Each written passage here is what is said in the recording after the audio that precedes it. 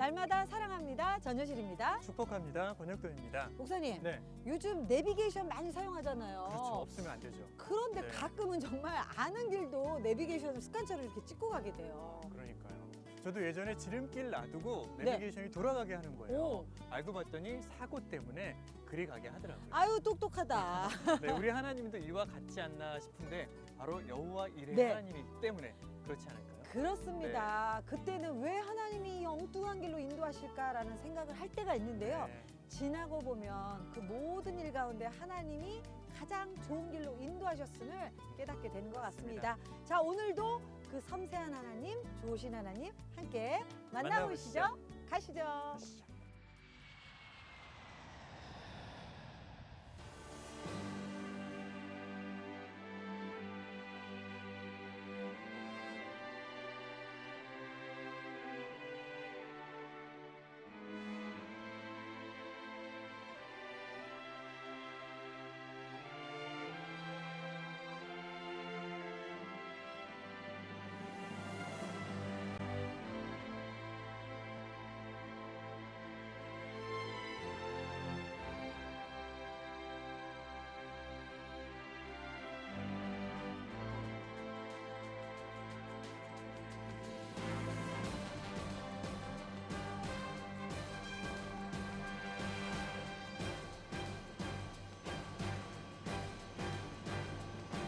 드림교회는 젊은 교회입니다.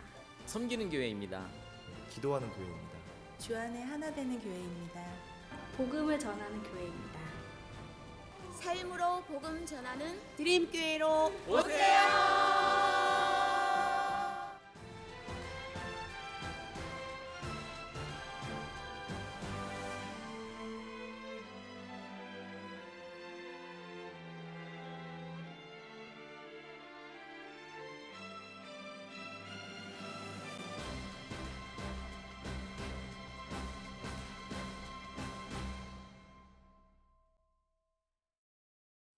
날마다 은혜, 날마다 감사가 넘치는 시간입니다. 오늘은요, 인천 드림교회 성도분들 함께 하셨고요.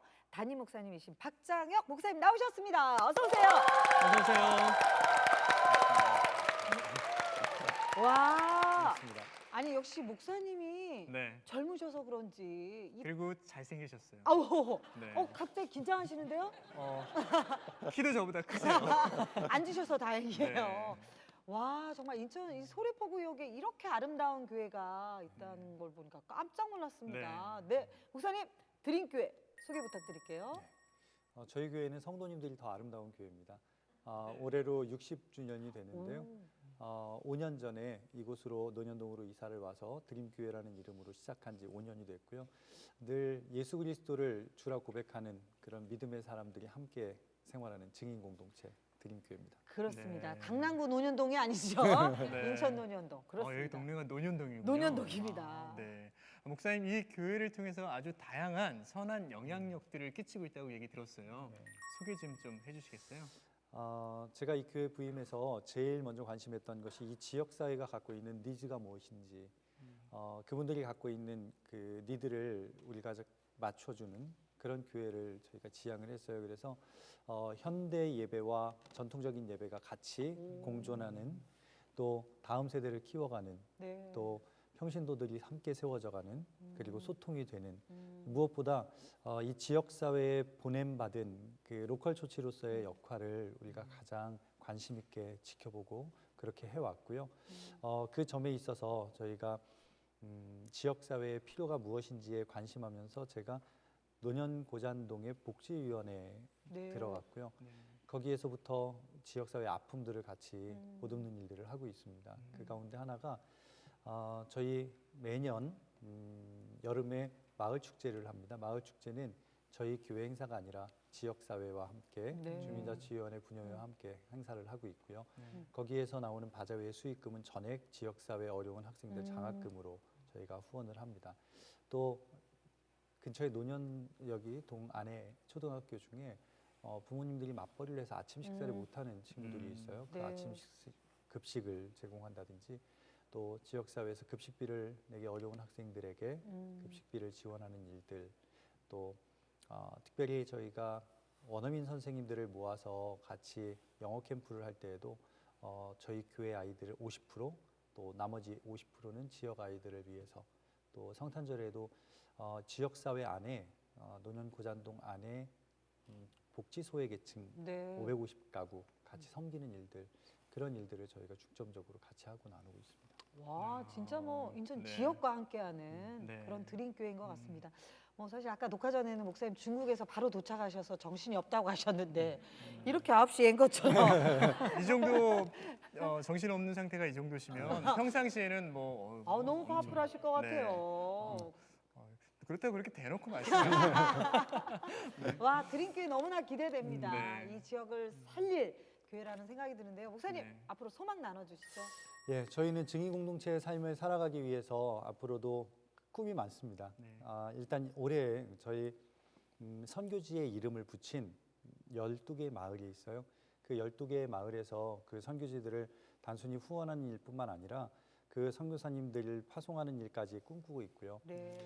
해외 선교는 어느 교회나 할 거예요. 저희가 또 하나 올해 꿈꾸는 일 중에 비전교회 동행 프로젝트가 있습니다. 저희 관내에 있는 미자립 교회 가운데 사실 교회도 지금 극과 극으로 이렇게 달리는 경향이 있어서 그 교회가 잘 세워질 수 있게 네. 그래서 동행이라는 이름을 붙였고요. 그 교회가 스스로 자립하고 또 그 교회 온전히 세워질 때까지 저희가 함께 그 길을 서포트하고 걷기 위해서 저희 마을이 또 지역 안에서 목장 한 가정 한 가정들이 같이 동참하는 일들 저희가 꿈꾸고 있는데요. 그 일을 위해서 저희들 한 마음 되고 또 그렇게 기도하는 중에 있습니다. 어떻게 네. 하실지 하나님이 기뻐하시는 일이 됐으면 좋겠습니다. 와, 너무나 기대됩니다. 저희도 동행해야 되는 거 아닌가요? 함께 할까요? 저희 아직 미자립 교회인데. 좋습니다. 네. 목사님 오늘 성도분들께서 귀한 간증 나눠주실 텐데요. 그분들에게 축복과 격려 좀 부탁드리겠습니다. 네. 늘 우리의 삶에는 고백이 있었습니다. 그 시대마다 우리는 베드로의 고백을 너무나 잘 알고요. 또 사도 바울의 고백을 너무 잘 알고 초대교회의 고백을 우리는 너무 잘 압니다. 그런데 단순히 다른 사람이 했던 그 고백이 아니라 내 고백이 있다면 그것이 오늘날 살아있는 예수 그리스도를 증거하는 일이 아닐까 싶고요. 제가 첫 목회지 섬이었는데요. 네. 그 목회지의 한 장로님은 늘 그 고백이 6.25 때 피난 나오다가 살려주셨던 고백이었어요. 60년대 아니요 죄송합니다. 50년 전의 고백이 아니라 오늘 살아계신 하나님을 고백하는 우리 믿음의 성도님들의 간증 다시 한번 마음으로 응원하고 기도하겠습니다. 와, 감사합니다. 아멘입니다. 네. 드림교회와 또 우리 박정희 목사님과 우리 성도님들을 통해서 이 땅 가운데 그 예수 그리스도의 고백이 이어지기를 저희가 네. 응원하겠습니다. 네. 목사님 고맙습니다. 감사합니다. 감사합니다. 다시 한번 박수 부탁드립니다. 자, 이제 본격적으로 하나님의 스토리 그 간증을 네. 인천 드림교회에서 들어보도록 하겠습니다. 네. 첫 번째 간증자분의 힌트. 네. 삐요 이거 노란 버스네요. 버스네요. 네. 버스네요. 오늘 네. 버스 타고 어디 가시는 분 계신가 본데요. 자, 첫 번째 버스와 연관된 간증 나눠주실 분. 네. 네. 어서 오세요. 어서 오세요. 박수 부탁드리겠습니다. 네, 어서 오시고요. 네, 소개 부탁드리겠습니다. 네, 인천 노년 드림교회 백영민 집사입니다. 네, 우리 백영민 집사님은 노란 버스. 이 네. 버스하고 무슨 연관이 있으신가요? 네, 우리 백영민 집사님께서는 어린 시절에 굉장히 가난하게 사셨다고 합니다. 그 힘들었던 시절 10살 때 탔던 버스를 잊으실 수 없다라고 하시는데요. 한때는 삶을 포기하고 싶었지만 지금은 하나님을 만나서 매일매일을 감사하다 고백하시면서 사시고 있다고 하십니다. 네. 그렇군요. 우리 지사님 어린 시절에 어떻게 보면 눈물의 버스라고 네. 고백할 수 있는데 그 아팠지만 하나님을 만났던 그 이야기를 오늘 이제 저희에게 꺼내 주실 거예요. 어떤 버스이길래 그토록 마음이 아프셨나요? 네.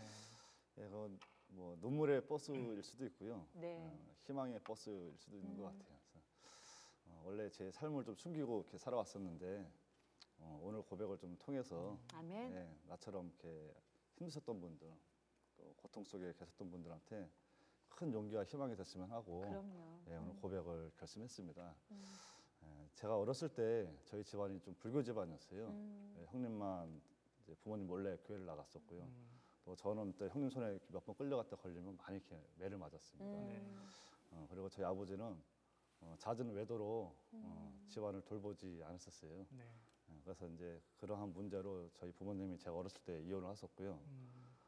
어머니께서 이제 저희 사남매를 이제 그때부터 데리고 살았습니다. 그래서 그 형편이 좀 어렵다 보니까 누나는 친척집에 맡기고 이제 형님하고 저하고 여동생만 데리고 그러고 살았는데요. 너무나 이렇게 형편이 어려워서 하루에 한 끼, 두 끼밖에 못 먹고 또 어느 때는 굶고 이렇게 살았었어요. 그래서 네. 어머니가 이제 막노동 일을 하면서 버티다가 좀 힘드셨나 봐요. 제가 10살 때, 또 여동생이 7살 때, 그 남매를 이제 아버지 집에 데려다 놓고 떠나섰어요. 그래서 아버지한테 버림받고 두 번째는 이제 어머니한테 버림을 또 받았죠. 빈 방에 둘이 이렇게 앉아 있는데 저녁에 이제 아버지께서 들어오시더라고요. 그래서 어떻게 왔냐고 하면서 10,000원짜리 한 장을 주면서 자기가 며칠 동안 못 들어오니까 이걸로 뭐 먹고 지내고 있으라고 이렇게 얘기하고 나갔었는데 또 그때부터 연락이 또 안 됐어요. 예. 아주 근데 뭐 시간이 지나고 돈도 떨어지고 네. 여동생이 이제 엄마 보고 싶다고 자꾸 울고 그러니까 그 무작정 여동생 손을 잡고 집을 나왔어요. 10살 때. 예. 그래서 이제 어머니한테 제가 이제 가야겠다 생각하고 이제 지나가는 어른들한테 길을 물어서 버스를 3번 갈아타고 집에 이제 네. 오게 됐는데 저도 이제 어리니까 좀 무섭기도 하고 또 길을 잃을까 또 두렵기도 하고 이렇게 있었어요. 근데 죄송합니다. 괜찮아요. 네. 진짜 이렇게 눈물 나시죠. 그 어린 나이에 세상에 7살짜리 동생을 두고. 이제 무섭기도 했는데 버스에서 이제 울다 지친 여동생을 보고 이제 힘을 내서 집에 저녁에 도착을 했었어요. 인천에. 너무 기쁜 마음에 이제 어머니가 계신 집 문을 열고 들어갔는데 어머니가 좀 속상하셨는지 방 안쪽에서 이제 술을 드시면서 울고 계시더라고요. 근데 저희가 이제 들어오는 모습을 보고 깜짝 놀라면서 이제 어떻게 왔냐고. 세상에. 그래서 전후 사정 얘기를 하고 이제 버스를 타고 왔다고. 그러니까 이제 어머니가 좀 많이 웃으면서 저희를 부둥켜 안고 미안하다고. 얼마나 놀라셨겠어요. 그 어린. 엄마가 미안하다고 그래서 다시는 이제 절대 안 버린다고. 그리고 이제 살았어요. 그렇게 이제 초등학교 시절을 이제 좀 어렵게 네. 이렇게 보내고 나서 중학생이 됐을 때 이제 시집간 누나가 좀 도움을 주셔가지고요. 첨가물을 이제 가게를 차려서 잠시나마 조금 집안이 화목했었습니다. 근데 이제 고등학교 이제 올라가서 17살 때 다시 한번 집안에 또 시련이 찾아왔어요. 어떤 시련이에요? 그 저희 형님이 내암으로 판정을 받아가지고 형님이요? 예. 투병생활을 또 이제 시작을 했습니다. 근데 뭐 병원비에 또 뭐 수술비에 이렇게 뭐 부담이 많이 되다 보니까 집 보증금을 내놓고 이제 산으로 가서 무허가로 비닐하우스로 집을 짓고 이렇게 살았어요. 그러면서 어머니는 이제 형을 간병하고 저는 이제 그때부터 학업을 뒤로하고 첨가물 가게를 또 열었죠. 때가 17살 때였습니다. 17살 때. 한참 사춘기 때 좀 창피하기도 하고 그 가게 문을 12시에 닫고 산길을 밤에 어두운 밤을 걸어가면 그때 내 삶이 그 분위기 같더라고요. 어둡고 미래도 없고 그렇게 이제 살다가 그 무허가 집도 강제 철거를 당하고 임대 아파트를 보상을 받아서 이사를 했습니다. 이제 제 나이 19살 됐을 때 병원에서도 이제 형님이 좀 어렵다고 판단을 해서 집으로 돌아오게 됐어요. 근데 집에서 이제 암 투병 생활을 하면서 이제 시력도 잃고 또 먹지도 못하고 또 걷지도 못하는 이제 굉장히 병이 악화되는 상태였어요. 근데 형님이 교회를 이렇게 가고 싶어 하더라고요. 그 투병 중이던 형님이. 그래서 그냥 어머니하고 여동생하고 저하고 이제 형님을 데리고 교회를 부축해서 나갔습니다. 근데 그렇게 걷지도 못하는 사람이 주일날 교회 간다고 그러면 이렇게 기운을 차리더라고요. 근데 마지막에 이제 하고 싶은 게 뭐냐고 이제 어머니가 물어보니까 기도원에 자기가 들어가고 싶다 그래가지고 그 불신자였던 어머니하고 형님이 이제 같이. 기도원에 같이 들어가서 2개월 정도 생활하다가 결국에는 이제 하나님 곁으로 가게 됐어요. 그리고 이제 그 충격으로 이제 어머니도 쓰러지고, 그 집에 이제 제가 19살에 집에 있는데 어머니는 병져 누워 있고 뭐 가정을 돌봐야 되는 또 시기가 다가오고. 여전히 그때는 일을 예. 하셔야 되는 상황. 그때 그 마음이 힘들고 절망이 됐을까요? 그래서 고3 한 학기를 이제 마치고 이제 졸업을 해야 되는데 그걸 못 하고 이제 네. 건설 현장에 일을 하러 또 제가 나갔어요. 그래서 그 기술을 배우면서 일을 하다가 다른 분의 그 실수로 또 엄지발가락이 절단되는 또 사고를 당했어요. 그러고 나서 택시비 10,000원을 주면서 병원에 가보라고 하고 그 뒤로 이제 쫓겨나다시피 이제 쫓겨났습니다. 발가락이 절단됐는데 예. 택시비 10,000원을 줘요? 예, 아니 어떤 보상도 없었고요. 예, 없었어요. 어머나. 그냥 뭐 나이도 어리고 내가 이렇게 하다 해서인지 모르겠지만 그래서 이제 인천 집으로 짐을 싸들고 이제 올라왔는데 집에 돈이 없어가지고 병원을 갈 수가 없었어요. 가지고 소독약으로 이제 혼자 치료를 하면서 이렇게 어머니 누워 있는 모습을 보니까 답이 안 나오더라고요. 진짜 나름대로 최선을 다해서 살라고 했는데 이거 뭐 발버둥 쳐도 미래가 없더라고요. 그래서 그때부터 이제 막 분노가 쌓이더라고요. 화가 나고. 그래서 그냥 삶을 포기했습니다. 그래서 세상을 미워하고 막 이제 이 분노로 이제 혼자 이 몸을 망가뜨려놨어요. 자살을 한번 시도를 했는데 그것도 제 맘 같지가 않더라고요. 모든 게 뭐 제 뜻대로 안 되더라고요. 그래서 이제 뭐 나가서 뭐 좀 폭력적으로 살았어요. 그래서 뭐 때리고? 예, 뭐 아무런 죄도 없는 사람을 제가 폭행해가지고 또 다시 한번 또 큰 시련이 또 찾아왔어요. 어떤 예, 제가 이제 폭력범으로 예, 구치소에 이제 갇히는 신세가 또 됐어요. 그러니까 웃겠던 마음가짐. 그 네. 분노를 견디지 못하고 그게 터져 나간 거죠. 그래서 이제 구치소에 들어갔는데 그때가 그때 몇 이제 살이에요? 그때 20살. 아유, 그래서 이제 어머니가 그때 이제 정신을 차리셔가지고 예, 구치소를 매일 아침 하루도 안 빠지고 이렇게 면회를 오시더라고요. 그래서 면회 오셔가지고 항상 뭐 힘내라고 좀만 버티라고 금방 꺼내준다고 이게 용기를 주셨어요. 근데 그때 저는 아무 소리도 안 들렸어요. 그냥 어머니도 싫고 세상이 다 싫었어요. 그냥. 네. 그래서 어머니한테 오지 말라고 그냥 아들 없는 셈 치고 살라고 화도 내고 이렇게 이제 자신을 놔버렸었어요. 근데 어느 날 매일 아침 이렇게 면회 오시던 분이 안 오더라고요. 네. 가지고 좀 뭔 일이 있나 싶어서 걱정도 좀 되고 이렇게 시간이 지나니까 아 나를 포기했구나 하고 이제 좀 서운하더라고요. 어머니마저 네. 나를 포기했구나. 그리고 이제 점심 때쯤에 이제 면회 왔다 그래서 나가 보니까 어머니가 아니고 고등학교 동창 친구들이 면회를 왔더라고요. 근데 그 친구들이 하는 말이 어머니가 오전 10시부터 저녁 10시까지 하루에 12시간씩 이렇게 파출부일을 하신다고 하더라고요. 그래서 아침 일찍 아니면 너 면회 갈 시간이 없는데 몸이 너무 아파가지고 오늘 못 왔다고 이렇게 얘기하더라고요. 그래서 얘가 걱정할지 모르니까 좀 대신 가달라고 그래서 왔다고. 그래서 친구들이 네. 왔군요. 너무 제 자신이 한심스럽고 바보 같고 아 어머니가 날 포기한 게 아니었구나 하는 안도와 더불어 어머니가 너무 불쌍한 거예요. 남편한테 버림받고 아들 하늘나라 먼저 보내고 하나 남은 아들은 또 철창 속에 갇히고 참 불쌍해 보이더라고요. 그래서 제가 이제 우선 나가면 어머니 잘 모시고 살아야겠다. 네. 다들 이제 했죠 이제. 그리고 이제 얼마 안 있어서 재판이 잘 돼가지고 전과자가 이제 일반인의 몸으로 제가 풀려났습니다. 그냥 담담하게 말씀하시지만 삶이 얼마나 고단하셨을지가 옆에서 느껴지네요. 그 20살의 나이에 마음껏 누려야 되고 그 사춘기 시절에 그럼요. 누군가로부터 위로도 받아야 되는 상황인데 그럼 그 10살 때 그 어린 동생을 데리고 엄마를 찾아오고 그런데다가 또 뜻하지 않는 그런 상황에 구치소 생활까지 하시게 됐는데 또 어떻게 그 와중에 또 하나님을 만나시게 되셨는지도 그럼요. 궁금하네요. 재판이 잘 돼서 네. 또 이렇게 나오게 되셨다고 했는데 구치소 이후의 삶은 어떠셨나요? 구치소에 나왔는데 세상이 내 맘 같지가 않은 거예요 또요. 그래서 저한테 큰 짐을 주고 하늘나라에 간 이제 형님이 너무 원망스럽더라고요. 그리고 또 형님이 그 믿었던 하나님을 또 굉장히 원망을 했어요. 근데 갑자기 어머니가 네. 굉장히 불신자였는데 그분이 교회를 나가기 시작하는 거예요. 어머니가 갑자기요? 예, 저희가 어렸을 때 교회 가면 뚫겨 패고 그랬었거든요. 근데 그분이 교회를 나가는 거예요.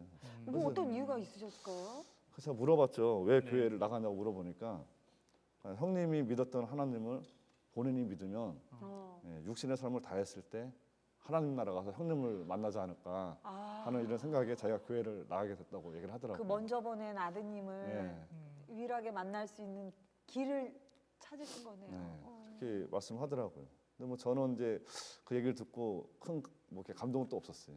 그래서 먹고 살기 바빠가지고 그 이후로 뭐 군대도 갔다 오고 네. 또 세월이 지나서 네. 지금 이제 결혼도 이렇게 하고 사는데 네. 어느 날 주일날 어머니가 이렇게 교회 가는 뒷모습을 제가 이렇게 바라봤어요. 네. 네. 굉장히 외롭고 좀 이렇게 쓸쓸해 보이더라고요. 철이 드신 거네요.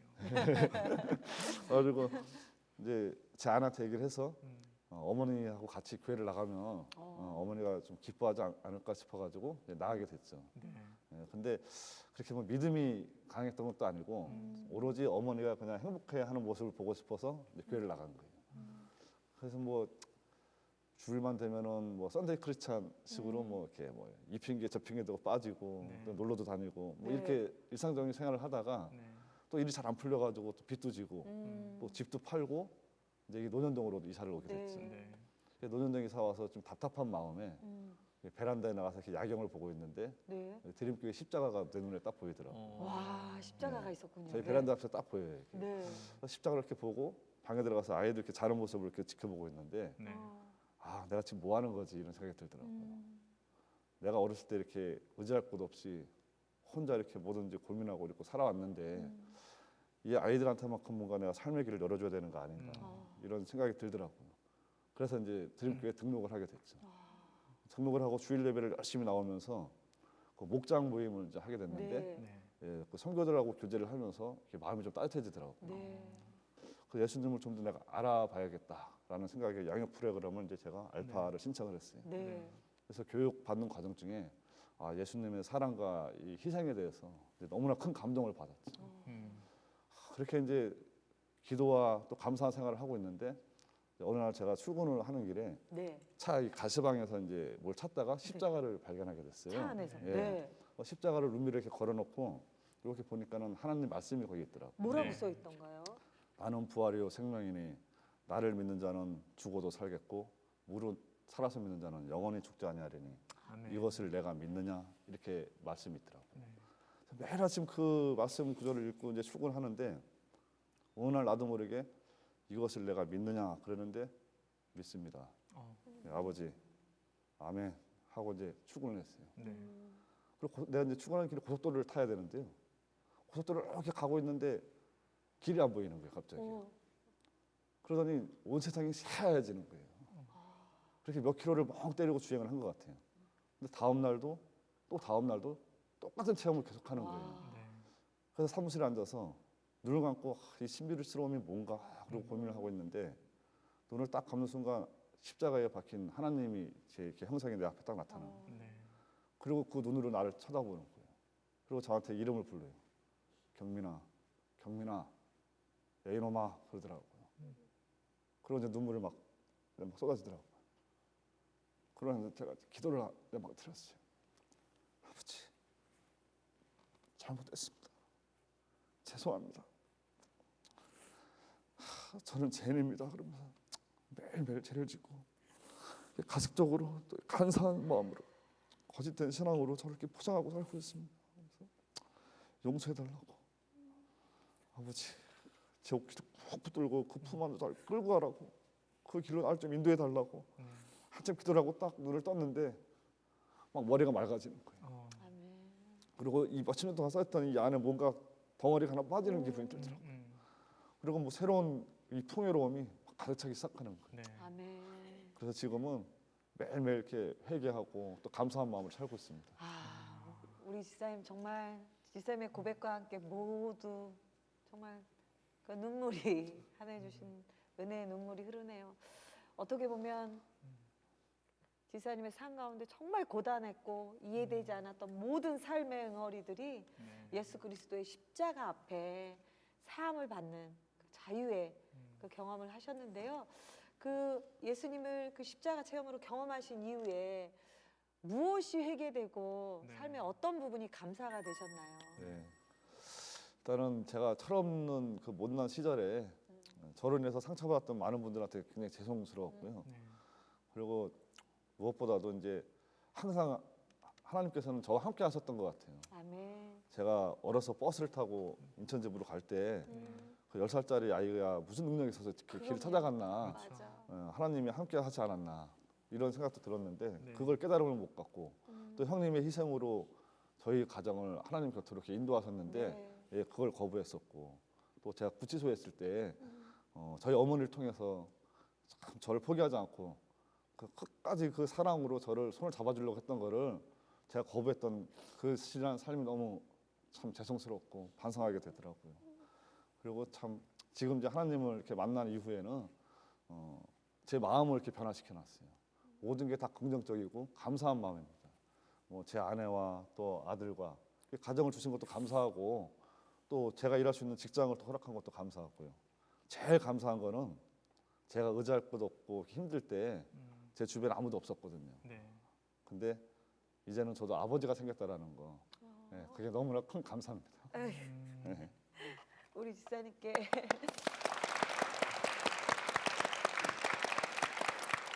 궁금한 게 있는데 네. 그 형님이 살아생전에 교회를 다니셨는데 네. 교회를 다니면서 가장 좋아하셨던 찬양이 있다는 그래요? 얘기 들었어요. 네, 네. 그 형님이 그 암투병 중에 항상 머리맡에 카세트를 두고 이렇게 들었던 찬양이 있습니다. 네. 제가 그 마음속에 항상 남아 있었는데 네. 제가 구치소에서 한참 힘들 때도 담요 속에서 이렇게 나도 모르게 따라 불렀던 찬양이에요. 주여 이재인이라는 찬양입니다. 그 찬양. 우리 집사님 네. 목소리로 같이 함께 좀 그 고백 들어볼까요? 네, 같이 좀 세상에서 방황할 때 나 주님을 몰랐네 내 맘대로 고집한 온갖 죄를 저질렀네 예수여 이 죄인을 불쌍히 여겨주소서 의지할 것은 이모 위로받기 원합니다 의지할 것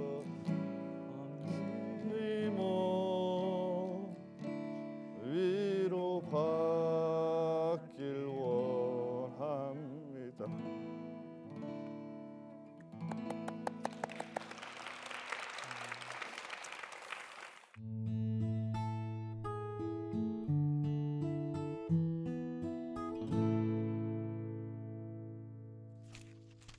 아 정말 네. 목사님 크리스찬의 삶은 단순한 맞습니다. 것 같아요. 네. 예수 안에서 모든 네. 것이 해결됩니다. 그 예수 앞으로 돌아오는 시간 날마다 은혜라입니다. 아멘. 자 인천 드림교회에서 하나님의 스토리 함께 감동의 이야기 나누고 있는데요. 두 네. 번째 간증을 나눠주실 분의 힌트 함께 보시죠. 오잉. 아 이거 오. 내가 싫어하는 거다. 이거 좋아하는 사람 그리 없을 이 것 같아요. 주사기 독감 주사 너무 아파요. 네. 자, 두 번째 간증을 나눠주실 분 어디 계세요? 네, 어서 나오셨네요. 어서 오시기 바랍니다. 네, 어서 오세요. 안녕하세요. 어서 오세요. 소개 좀 부탁드리겠습니다. 네, 인천 논현동 드림교회 정효성 권사입니다. 와, 우리 권사님 너무 우아하시고 아름다우신데요. 아니, 여기 나오시는 분들 다 고급지세요. 여기 논현동이에요. 네. 우리 권사님과 이 주사기. 네, 우리 정효성 권사님께서는요, 22살에 1등 신랑감에게 와. 결혼 하신 당하셨대요. 거네요. 네. 네. 그런데 얼마 지나지 않으셔서 남편이 40년 전에 네. 이 폐결핵이 걸리셔서 아유. 그때부터 엄청난 고난이 시작되셨다고 합니다. 오. 그 긴긴 이야기 함께 나눠보시죠. 그렇군요. 네. 저는 사실 이 주사기를 봤을 때 우리 권사님이 수간호사님이신가 했는데 삶에 그런 네. 스토리가 있으셨어요. 아니 아까 짧게 얘기해 주셨지만 1등 신랑감을 만나셔서 네. 결혼을 하셨는데 폐결핵이요? 네, 이제 그때 우리나라가 이제 무역 이제 수출을 막 하게 되면서 이제 무역회사 다니는 사람들이 이제 이렇게 굉장히 이렇게 네. 세를 누릴 때였었어요. 그래서 이제 남편을 만나서 이제 결혼을 생각하지도 않았을 때 이렇게 어떻게 결혼을 하게 됐어요. 네. 결혼하게 되고 이제 무역회사 자재과장이니까 뭐 잘 나갔잖아요. 네. 그러니까 주위에서 뭐 스카우트 제의도 들어오고 막 이랬나 봐요. 그러니까 회사에서 뭐 좀 자기 마음에 안 맞으니까 강씨거든요. 네. 그래서 고집 있죠. 그래 이제 안 맞으니까 내가 뭐 갈 데도 많은데 그리고 이제 회사를 그만두게 됐어요. 그래서 이제 결혼하고 9개월 만에 네. 그만뒀어요. 그러니까 결혼하고 9개월이라는 거는 이제 생활의 기반이 없잖아요. 가정사를 보면. 네. 그래서 이제 그때부터 뭐 생활비도 없고 막 이제 빚을 내서 이제 생활하는 그런 생활이 됐었으니까 그러니까 결혼하고 9개월 만에 이제 회사를 그만둔 거예요. 아니 근데 시집 보내셨을 땐 친정에서 네. 일등 신랑감이니까 막 잔치도 하셨을 것 같은데. 예. 9개월밖에 아주 못 누리신 거잖아요. 시집 잘 간다고 소문이 났었죠. 네. 그때 뭐 그때 당시엔 정말 이렇게 새를 살고 그러는 게 당연시 하던 시대인데도 네. 남편이 이제 뭐 결혼하기 전에 이제 조그맣게 이렇게 사업을 하면서 이렇게 네. 집을 서울에다 하나 마련해서 화곡동에 이제 제가 신혼집이 생겨서 이렇게 네. 또 그렇게 떵떵거리고 네. 9개월을 사셨는데 네. 바로. 네. 네. 그리고 9개월 후에 이제 계속 집에서 이렇게 놀고 이제 자기가 잘 나간다고 생각했는데 취업도 안 되죠. 이제 네. 그만두고 나니까 네. 네. 그 뭐 오래된 사람들이 아무도 다 연락이 없잖아요. 어. 그리고 이제 막 고민하고 이러다 보니까 여름쯤에 이렇게 네. 감기가 들었는데 그 감기가 안 낫는 거예요. 남편분이요? 네. 한여름 내내 감기가 음. 안 나니까 이제 담임 목사님께서 젊은 사람이 이렇게 감기가 오래 가는 거 이건 좋지가 않은 것 같다. 네. 그러니까 보건소에 가서 한번 사진을 찍어봐라 이러시더라고요. 그래서 이제 둘이 같이 가서 사진을 찍었어요. 그리고 이제 이 폐를 사진을 찍고 검사를 하니까 이제 아직 폐결핵 초기라 그러더라고요. 네.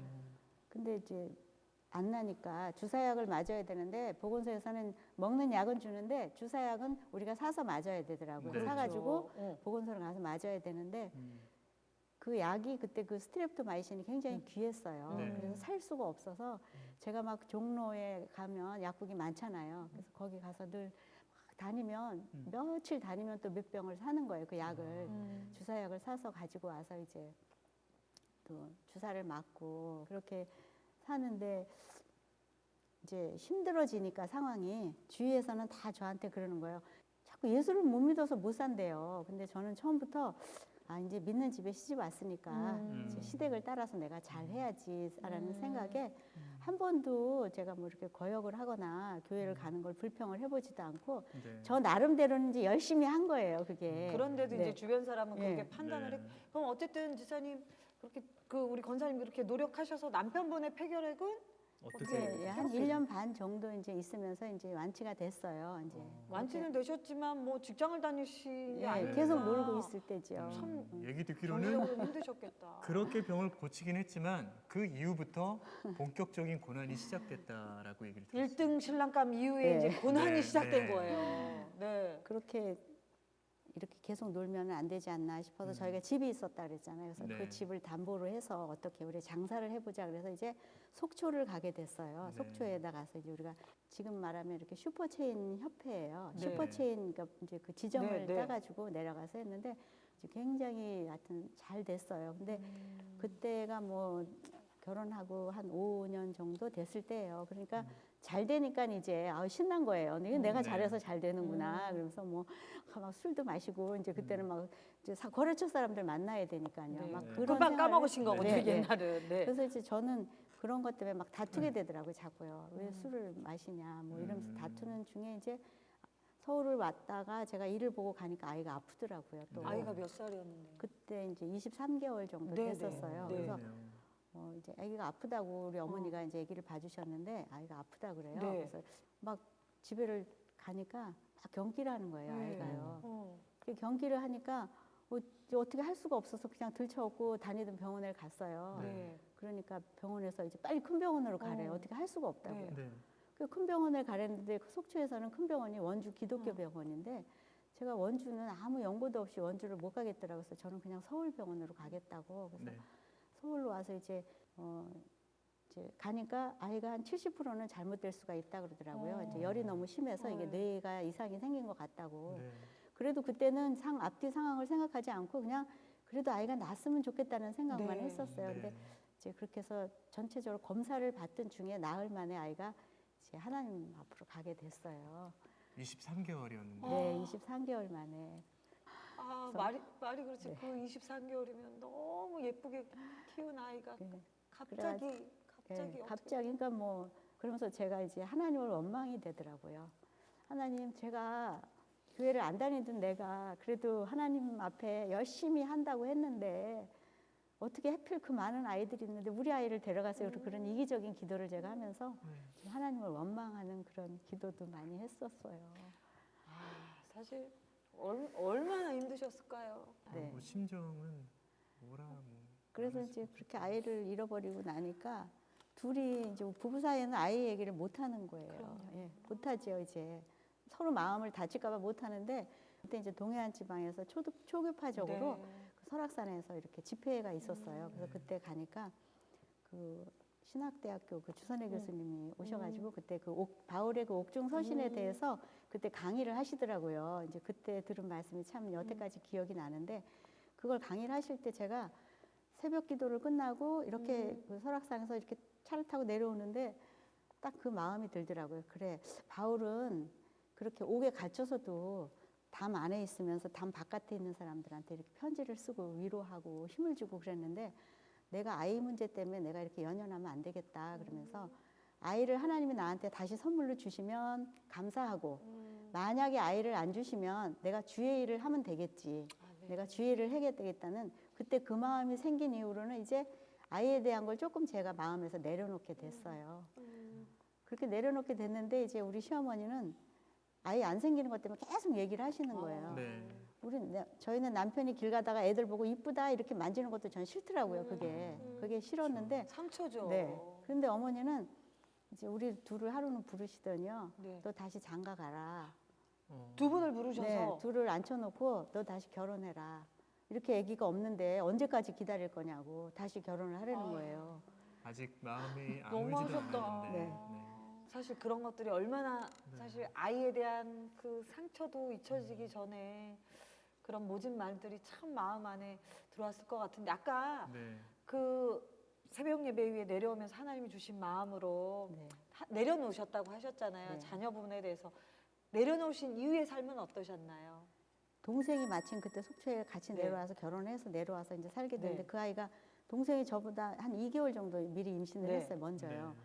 동생이 임신한 소식을 듣고 얼마 안 있다가 이제 임신을 했는데 그게 더위 먹었다고 생각하고 저는 임신인지 몰랐어요. 오, 그럼 임신을 하신 네. 거예요? 오. 그리고는 한 5개월 네. 지나면서 이제 그 오. 병원에서도 임신이라는 진단을 해주더라고요, 저한테. 와, 정말 여기서는 정말 하나님의 은혜. 아, 내려놓았을 때 네. 정말 내가 그것을 집착하고 네, 연연하는 게 아니라 원망하는 것이 아니라 내려놨을 때 하나님의 때에 하나님의 방법으로 귀한 또 자녀를 선물로 주셨던 것 같아요. 그러면 이쯤에서 이제 우리 권사님의 고난이 좀 종지부를 찍어. 너 여기서 더 그렇죠. 가면 너무 아프다 진짜. 하나님의 은혜를 또 네, 경험해 좋았. 주셨는데. 그 이후의 삶은 어떠셨나요? 그리고 속초에서 그렇게 사업이 잘 됐다 그랬잖아요. 네. 근데 이제 왠지 모르게 점점 안 되더라고요. 갑자기 그 슈퍼가, 이렇게, 네. 이제 그 본점에서 이렇게 브레이크를 걸고 이러면서 좀 안 되기 시작해가지고 또 거기서도 이제 막 부도가 나게 되고 막 이랬어요. 이러면서 우리 이제 여기서 접자 내가 그랬어요. 그러니까 남편도 너무 어려운 상황이니까 알았다고 그러고 고개를 끄덕하더라고요. 네. 끄덕여서 이제 그 다음 날은 장사를 해가지고 이제 은행에 입금을 시킬 필요가 없잖아요. 우리가 그걸 그만둔다고 생각하니까 그래서 밤에 정말 야반도주를 하듯이 우리 어머니만 거기다 남겨놓고 그냥 저희가 왔어요. 서울로. 얼마나 힘드셨으면. 그 밤에. 이렇게 오는데 정말 길에 다니는 경찰차는 다 날 잡으러 오는 것 같더라고요. 막. 그만큼 쫓기듯이 네, 가신 네. 거네요. 그렇게 해서 정말 서울을 왔지만 그 후유증이라는 건 한번 부도를 나면 그 후유증이 한 10년씩 가더라고요, 사실. 그럼 어떻게 서울로 서울 오셔서. 오신 이후엔 또 뭐 하셨어요? 서울로 와서도 뭐 이제 옛날에 무역회사 다녔기 때문에 이제 뭐 무역회사에다 막 이력서를 넣더라고요. 이력서도 넣고 뭐 근데 뭐 정말 이제 먹을 것도 없고 정말 저는 밥을 며칠씩 굶어도 받고요. 아이고. 정말 뭐 결혼 예물 시계 다 팔아서 네. 쌀을 사다 놓고 라면을 한 박스 사다 놨지만 다 떨어져도 해결책이 없는 거예요. 네. 그 한 2, 3천만 원 빚진 건데 그게 그렇게 안 갚아지더라고요. 그래서 했는데 뭐 아는 장로님한테 신세 많이 줬다고 뭐 보증서적 하여튼 1억을 또 부도를 맞은 거예요. 거기서요. 보증을 쓰셨어요? 네. 남편. 예. 그러니까 보증 쓴 게 아니라 가계 수표를 우리가 안 쓰니까 그냥 그분을 다 빌려줬는데 그분이 어려우니까 그냥 부도를 낸 거예요. 저희 수표를요. 그래서 네. 길 가다가도 내가 보면 막 울고 지나가더라고요. 내가 혼자서 막 울고 다녀서 그래서 안 살아야 되겠다 그러면서 제가 외삼촌한테 전화가 왔길래 나 강서방하고 이제 못 살겠어요. 이렇게 얘기했는데 어머니가 그걸 들으신 거예요. 네. 바깥에서. 들으시고는 이제 깜짝 놀랐죠. 그 어려운 상황 중에서 제가 안 산다는 얘기를 한 번도 해본 적이 없는데 이제 그런 얘기를 들으니까 그 쇼크가 돼갖고 어머니가 치매가 왔어요. 네, 시어머니께서. 시어머니요. 그러니까 성격도 막 외향적인 분이 치매가 오니까 굉장히 저를 힘들게 하더라고요. 그래서 맨날 우리 부부를 텔레비 방송국에 내는 게 살아생전의 소원이셨어요, 우리 어머니가. 잠시만요. 이게 한번 정리를 해야 될 것 사랑과 같아요. 전쟁이야. 네, 이게 처음에는 굉장한 완전체로 결혼을 하셨어요. 근데 9개월밖에 못 누렸고 네. 남편의 갑작스러운 질병 그리고 아이도 아이의 떠나보내고. 떠나보내고 그리고 나서 또 계속되는. 여러 그냥 곡절이 있으셨는데 쉽게 겪을 수 있는 일이 아니네요. 근데 어떻게 그 시간들을 이겨내셨어요? 근데 그래서 이제 저희가 어떤 그 집을 쫓겨날 위기에 있을 때 제가 새벽 기도를 한번 네. 이 새벽 기도를 가야 되겠는데 어머니하고 같이는 가기 싫더라고요. 그래서 어머니가 안 가는 그 개척교회를 제가 새벽 기도를 나갔어요. 네.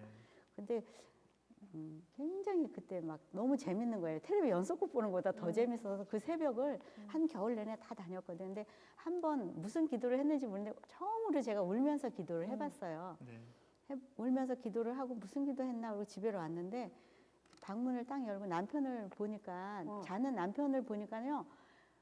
제가 억울한 거가 있다고 그랬잖아요. 제 마음속에. 억울하죠. 예. 내가 예수 믿는 사람한테 괜히 시집 왔어. 그래서 억울하다 그랬는데 그 남편을 딱 보는 순간에 내가 믿음이 없으니까 나를 훈련시키기 위해서 우리 집 식구가 고생을 한다는 생각으로 완전히 이렇게 동해서 서로 생각이 바뀌면서 남편한테 너무 미안하고 하나님 앞에도 막 죄송스러운 거예요. 원망했던 게. 그래서 제가 깨우지도 못하고 남편의 발에다 이렇게 손을 얹고 무릎 꿇고 거기서 기도했어요. 하나님, 내가 믿음이 없어서 이렇게 우리 식구들 다 어려움 주는데 나는 우리 이렇게 덤으로 고생하고 내가 괜히 예수 믿는 사람한테 시집 왔다고 그런 불평했어요. 하나님 잘못했어요. 그러면서 내가 진짜 들릴락 말락하게 그렇게 이제 기도를 했는데 그게 처음으로 한 하나님 앞에 한 회개 기도였고 이제 그때가 제 믿음의 시작이었던 것 같아요. 와, 어떻게 그렇게 생각이 바뀌었을까요? 그 밉던 남편이, 원망되던 남편이 네. 말씀을 통해 깨달아지고 고마운 사람으로, 네, 네. 네. 미안해하는 사람으로 바뀌셨어요. 네. 새벽 기도의 힘이네요. 책 제목이 나오는 것 같아요. 그죠? 새벽 기도 드라마보다 재밌다. 야, 남편 발 붙잡고 울었더라. 네. 어떻게 보면 그 남편의 발을 붙잡고 한 그 기도가 지사님의 삶을 바꾸게 되신 것 같아요. 그날 이후로의 삶은 바뀌신 거죠? 네, 그래서 그때부터는 이제 원망하는 게 없었어요. 그리고 이제 그 새벽기도 시간이 저한테는 하나님이 주시는 매일의 만나의 시간이에요. 와, 네. 지금 너무 행복해 보이세요. 네. 자, 그러면 그렇게 회개 이후에 새로운 삶을 주신, 회복의 삶을 주신 그 하나님께 영상 편지 보내드려야 되겠죠? 자, 가운데 카메라입니다. 하나님 감사합니다. 제가 그렇게 어렵고 힘들 때 저는 야베스의 기도를 아버지께 드렸어요. 내게 복의 복을 더해 주시고 나를 긍휼히 여겨 주셔서 나로 하여금 근심이 없게 하시고 평안함이 있게 해달라고 그런 기도를 제가 야베스의 기도를 늘 드렸거든요. 근데 하나님은 그 기도에 응답하셔서 지금 나로 아무 근심이 없이 살아가게 하신 것에 너무 감사합니다. 하나님은 나의 하나님 되시고 하나님의 하나님 되심을 이렇게 늦게까지 고백하게 하신 그 하나님 앞에 부끄러움으로 고백합니다. 사랑합니다, 하나님.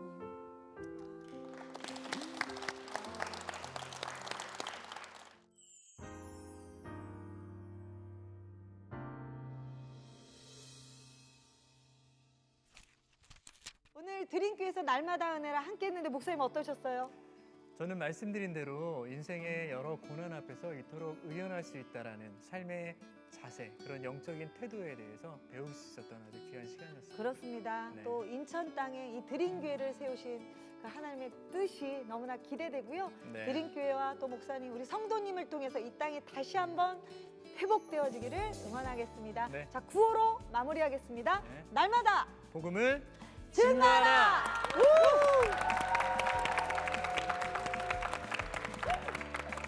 와. 주원해요 어제보다 더 주원해요 말하는 것보다 더 원해요 이전보다 주원해요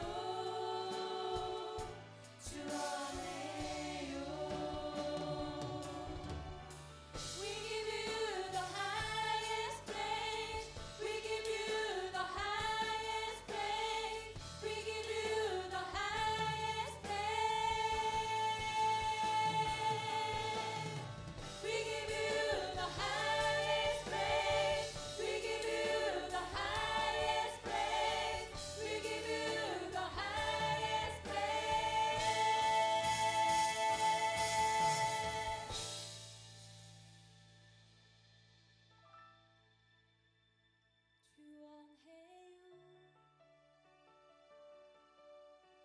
어제보다 더 주원해요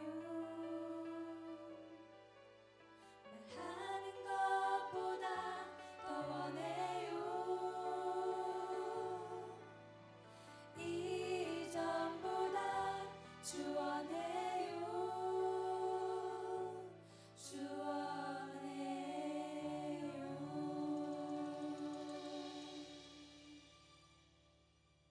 프로그램에 도움을 주신 분들께 라블러스 솝에서 비누 세트를, 성경 2.0에서 성경 만화 전집을, 모에락에서 기능성 샴푸 세트를, 투와이닝에서 티백 세트를 드립니다.